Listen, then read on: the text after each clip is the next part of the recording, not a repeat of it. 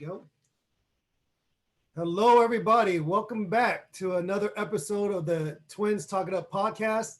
My name is David Brown, along with my identical twin brother, Danny Brown. We're excited to have you join us again as we continue to explore topics on leadership and communication for driven professionals. We are here to support you. We want you to be your best, and we want you to grow your influence and increase your value. So Dan and I are excited. We are thrilled to be able to share some thoughts with you today, as we're going to really dig deep into why it's important to know and tell your story. We all have stories, and I'll tell you, I love a story, and I'm sure you love a good story. And we all know that even stories that are great can be told in a way that makes them terrible. But you know what's amazing? You have a story today. And I believe without a doubt, the world needs to hear your story. People are going to be inspired. Some will be moved to tears. Some will be moved to action and increase their courage and conviction because of your story. People are going to get to know who you are, the real you. But before we talk about why it's important to know your story and why you should share your story, I want to let you know that there are several ways you can support our program. You can certainly subscribe and give our program a 5-star review. And you can also share with your friends and your family members about this program. You can also go in there and become a financial supporter through Patreon. Our Patreon page is patreon.com/DSB Leadership Speaking. You'll become a patron, and we'll also be in touch with you, because Patreon members and subscribers can become really what we call advertising through our podcast. So we'll give you a radio spot. We'll give you an advertising spot. That's what this is for. But let's get back to our episode and what we're talking about today. What if I told you that your story needs to be told? That your story really needs to be heard? Let me put it another way. What if your story was never told? What if your story was never heard? What do you think, Dan? Well, Dave, after we think about all this, we got to remember, at the end of the day, we're social beings. And there's some animal species that once they're at an age they can take care of themselves, they never see their parents again. Right. Or their siblings. But there's other species where they need to be in a community in order to thrive and survive. And for us as human beings, we are social beings. We actually desire connection. We desire approval. We desire affirmation. These are the things that sometimes we forget. And that's why I'm fascinated. I love hearing people's story. So many times I think about the fact that our mother used to always tell us, and our dad said the same thing: we have 2 ears and 1 mouth. What does that mean, Danny? What does that mean, David? And I was like, I don't know. He goes, you need to listen twice as much as you speak.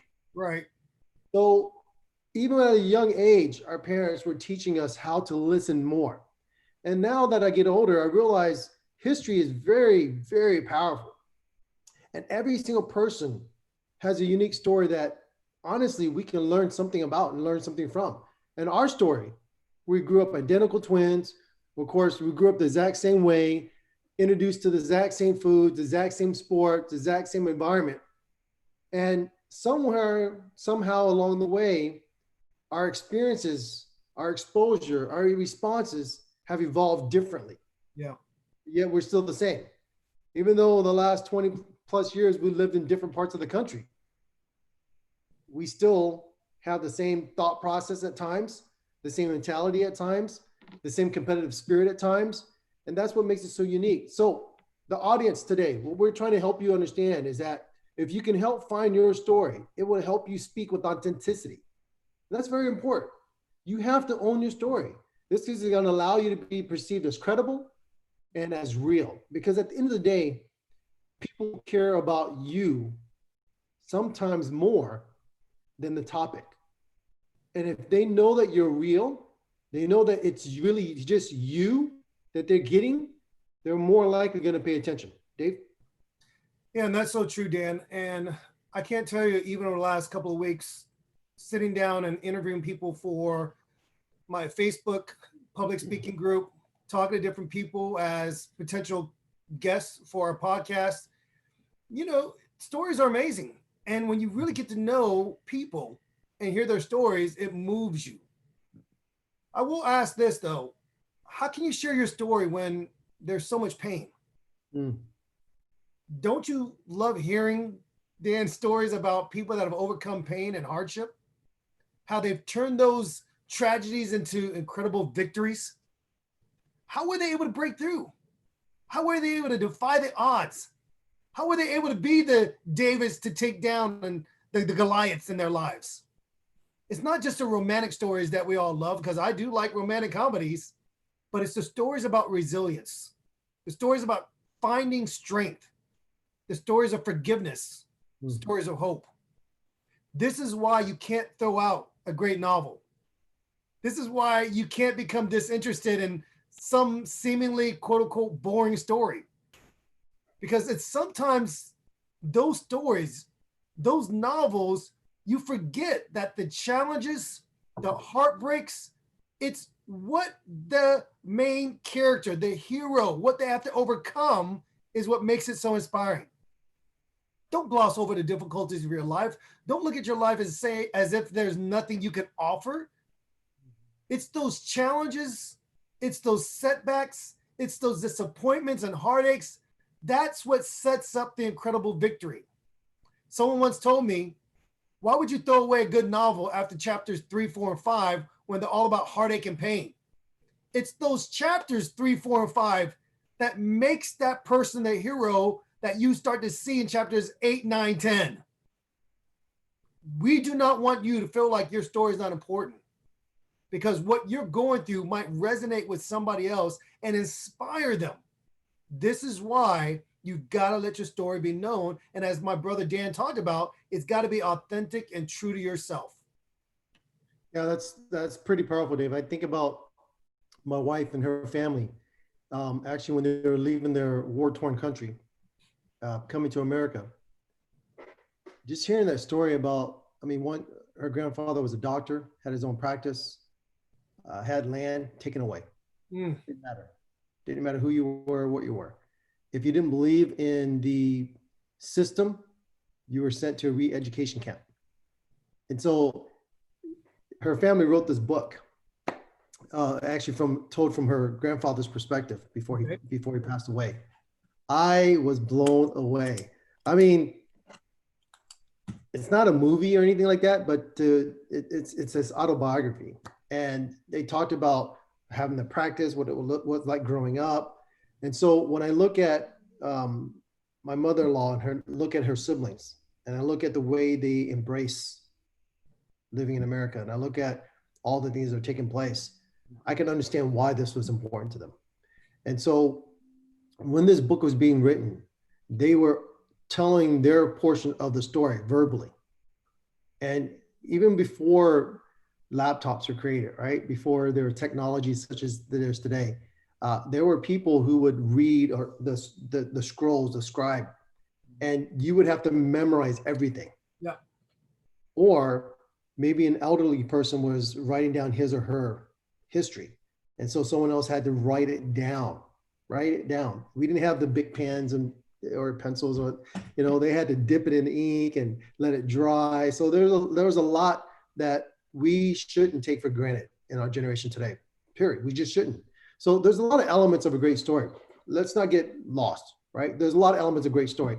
If you look at a movie today, and I would say this, very important, a movie that has a person who goes through adversity, goes through bad times, difficult times, maybe like Batman, his parents died or a murder, whatever it may be, and you see this individual rise up and lift up, do great things for the society. You want a hero for something that is basic of us. In the very beginning, like we talked about, we're a society who wants community. We want to belong.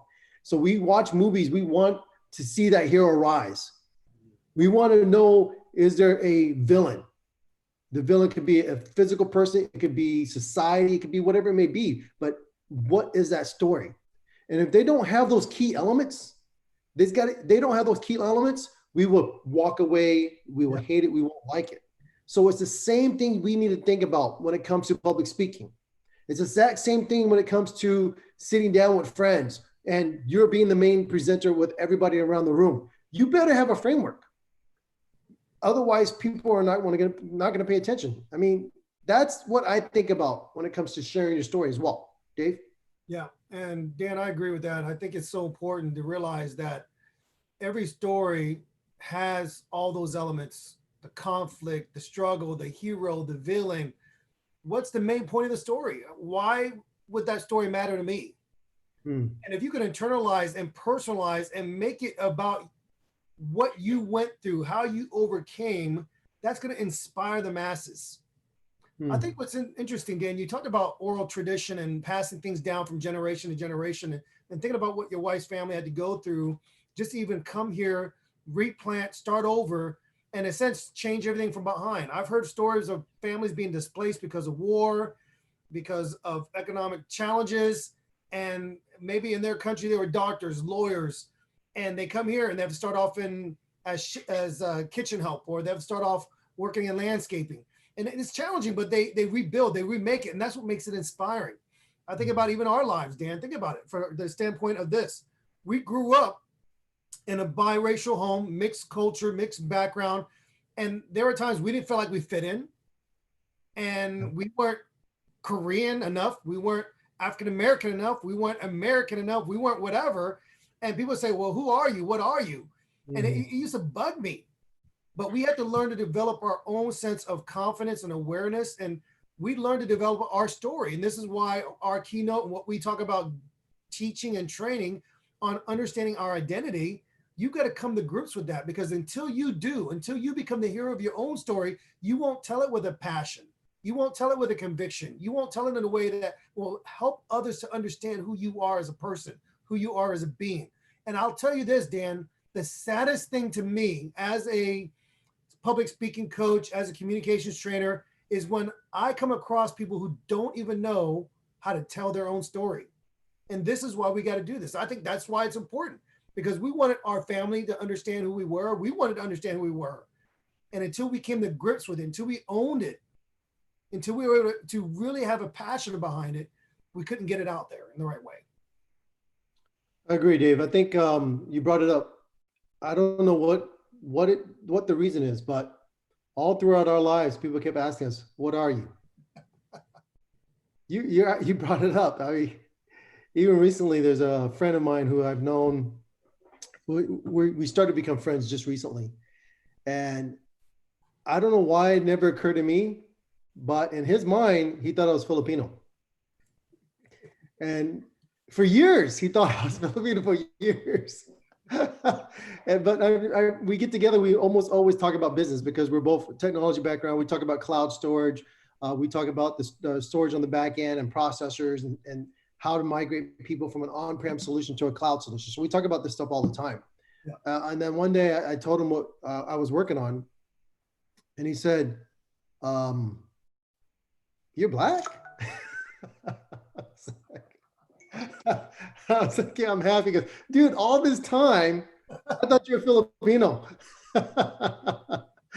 So I think that's quite phenomenal. Even when I was in the military, or even our freshman year, when we went to Howard University, people could say, "Where are you from?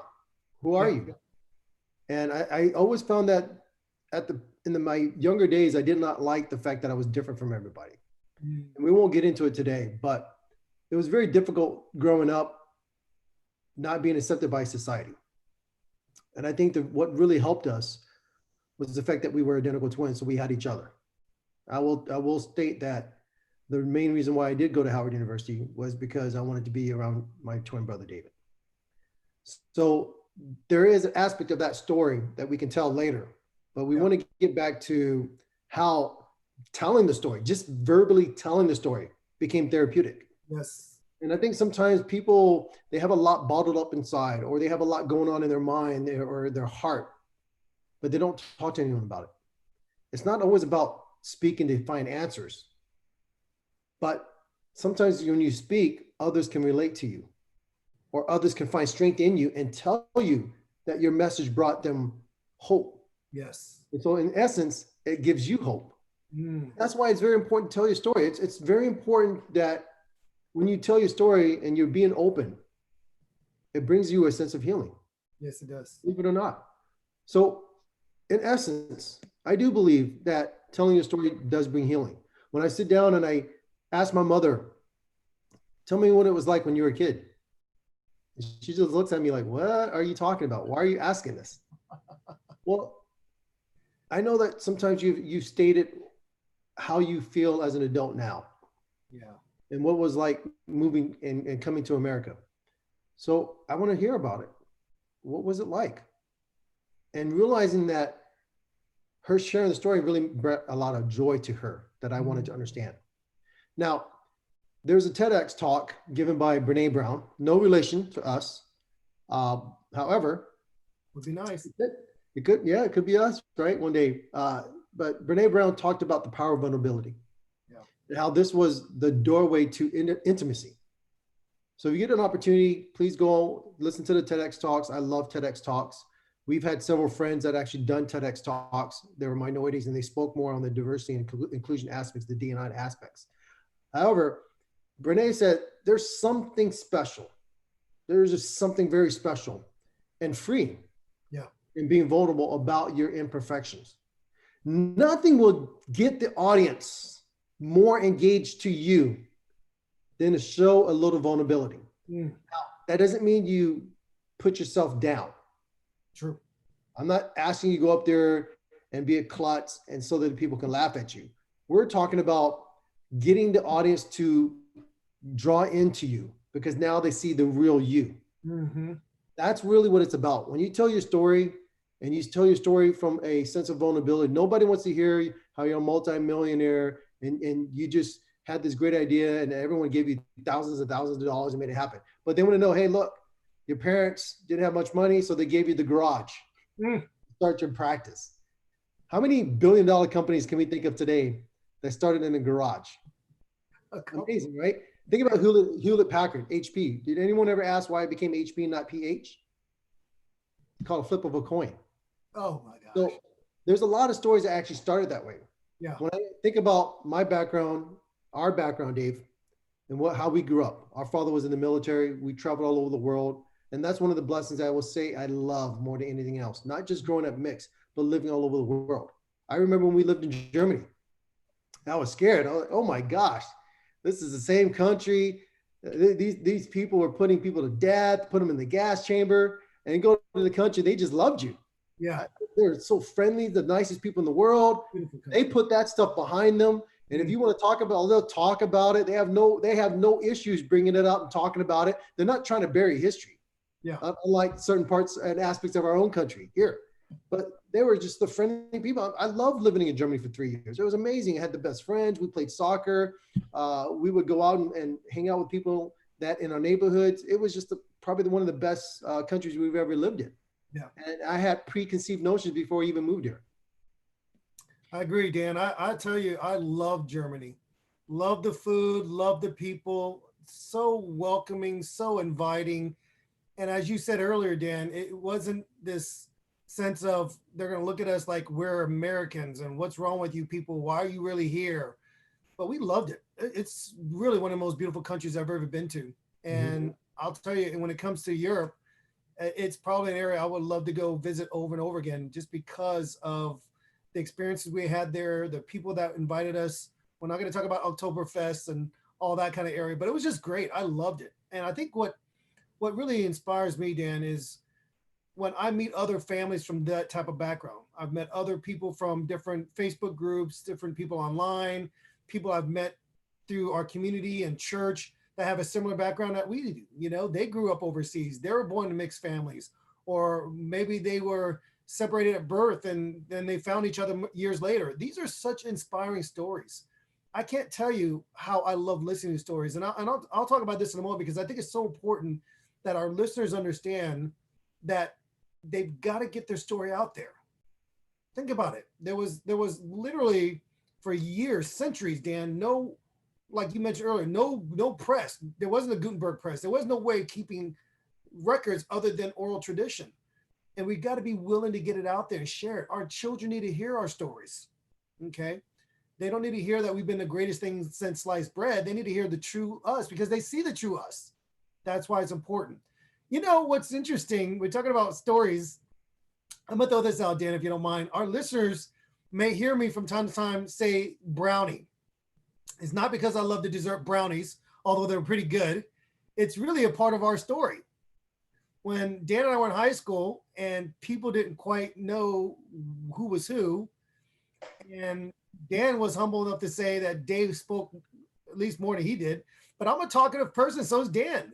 And so one of our friends, Matt, actually said, "Hey, Brownie." Dan turned around first.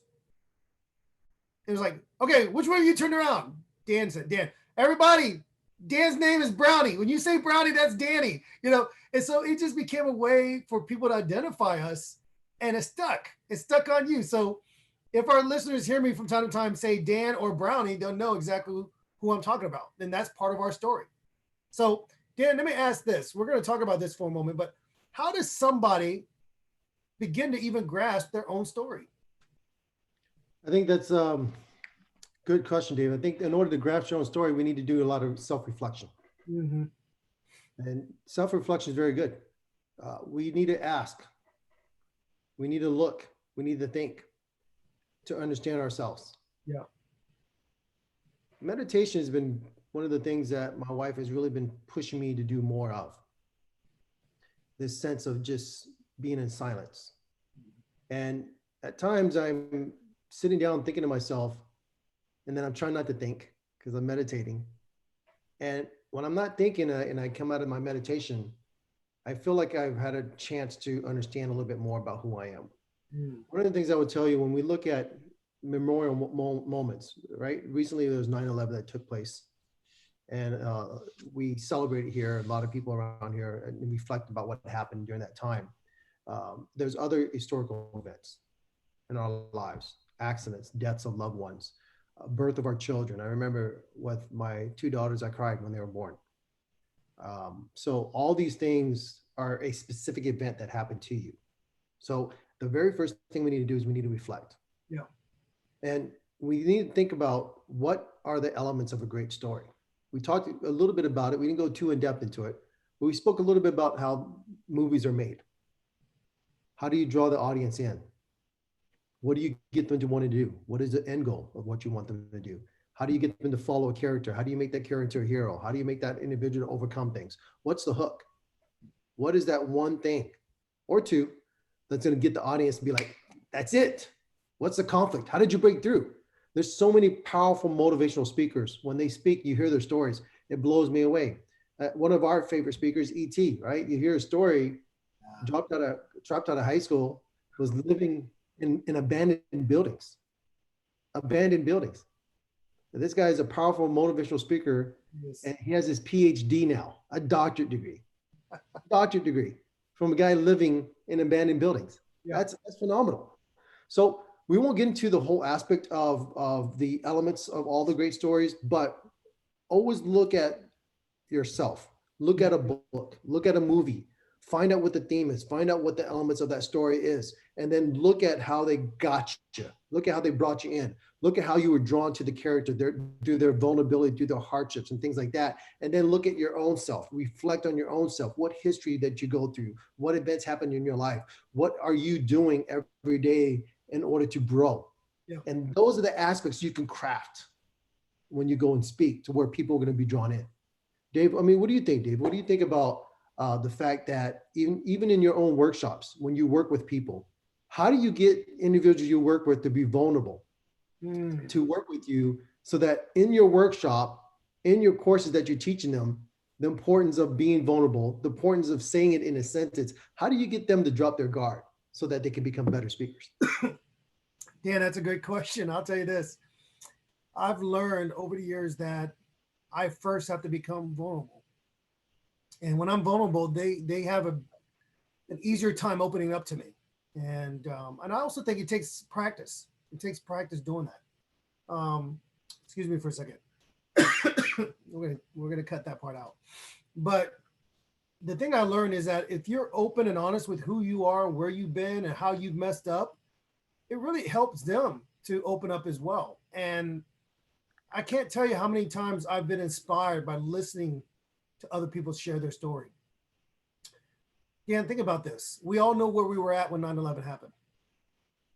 We all know where we were at when Katrina happened.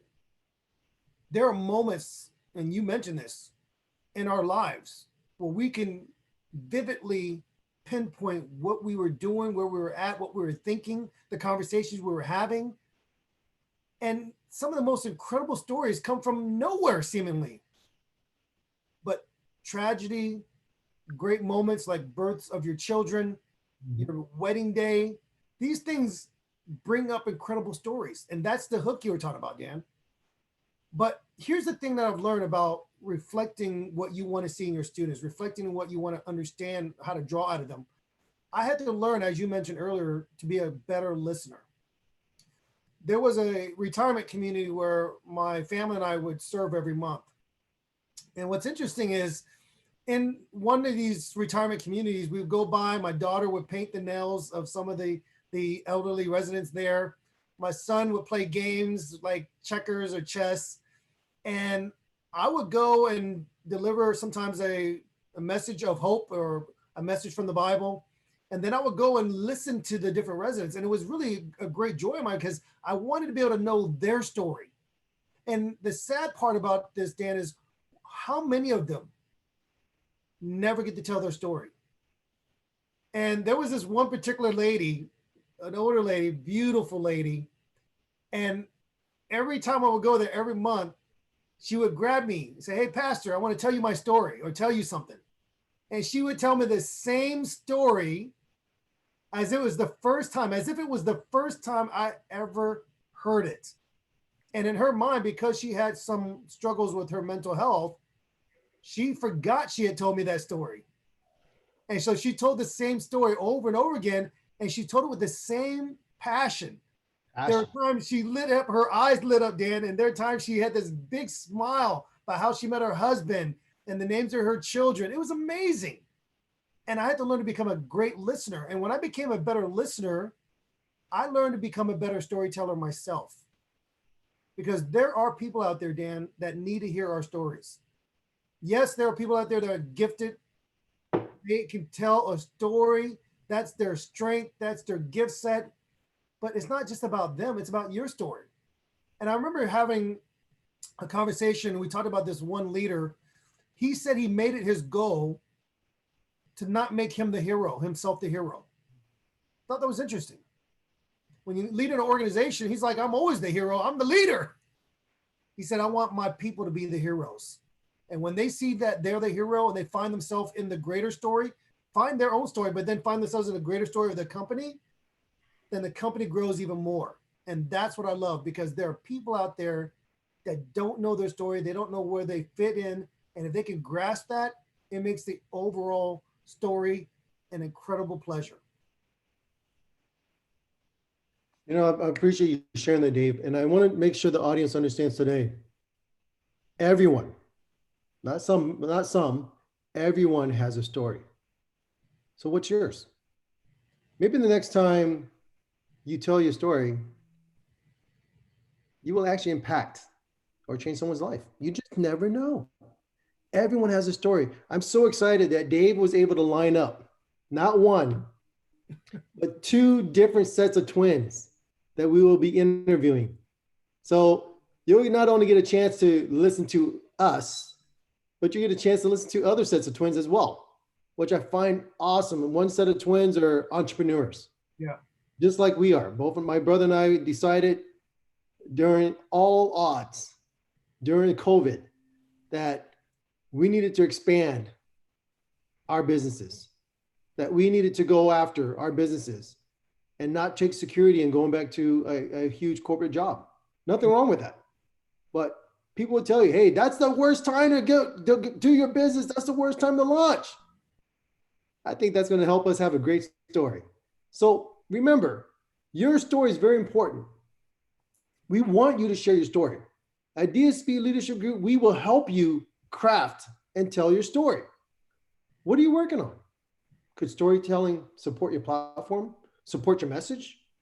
The next time you're in an elevator and you have 60 seconds, where do they get 60 seconds from? Is there like a 13, 14, 15, 20, 30, 40, 50-story building, and they said it takes 60 seconds to go from all the floors. Whoever gets at the top of the floor and goes all the way down to the bottom. I don't know. I have to research that. But you have 60 seconds to give your elevator pitch. What's your story? I would tell you, don't start off with your title and how awesome you are. Be vulnerable. Talk about yourself. Let them know who you are, what you are, and why they should take an interest in you. So, as we close this out, remember, even you, you have a great story. And if you need help crafting your story, if you need help putting your story in the right place, the right position, so that others can be impacted, reach out to Dave, reach out to me, reach out to DSB Leadership Group. We will help you. Thank you very much. Take care, guys.